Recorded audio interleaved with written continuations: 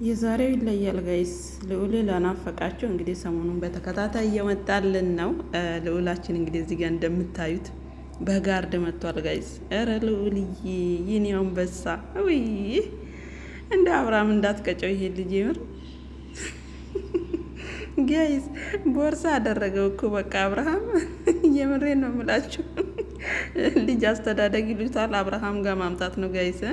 ቲክቶክ ላይ እያመጣ እንግዲህ እንጆይ ያደርግበታል። ወይኔ ሩታዬ ግን ትዕግስቱን ይስጥሽ የኔ እናት። እንደዚህ ሲያንጠለጥለው መቼም የእናት አንጀል አይችልም። ፈጣሪ ትዕግስቱን ይስጥሽ።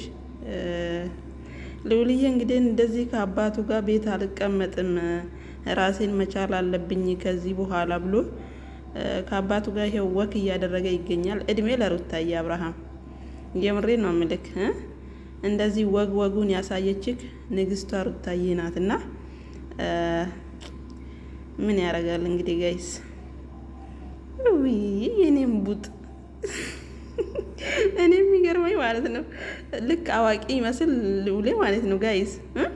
ምንም ነገር አይናገርም እኮ በቃ ከአባቱ ጋር ከተገናኘ በስማ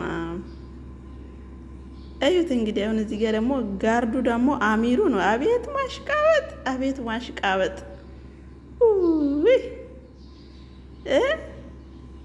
ለማንኛውም ልዑልዬ ፈጣሪ ያሳድግ። ምን ይባላል ጋይስ? ከእንደዚህ ጀግና አባት እንግዲህ ፈጣሪ ይጠብቃችሁ። ልጅና እናት እንግዲህ ያው አንድ ላይ ሆነው ቢያሳድጉ ነበረ ጥሩ። አንድ ላይ ሆነው በአንድ ጣራ ስር ተጣምረው ልጃቸውን በፍቅር እየሰጡት እንደዚህ ቢያሳድጉ በጣም ውብ ነበረ። ግን ምን ይደረጋል፣ አብርሃምን የመሰለ ጀግና አባት ስላለው ልዑሌ እንግዲህ በዚህ እድሜው ቤት አላስተኛውም ብሎ ይኸውና እንደዚህ ያሳይናል ማለት ነው። ልዑልዬ እንግዲህ ፈጣሪ ከአንተ ጋር ይሁን የኔ ጌታ። ደግሞ አያያዙ እንዴት ነው ጋይስ? ልጅ እንዲህ ነው እንደሚያዘው ጋይስ? ይሄ ልጅ ገና 6 ወሩ ነው እኮ። ኧረ ወይኔ አብርሃም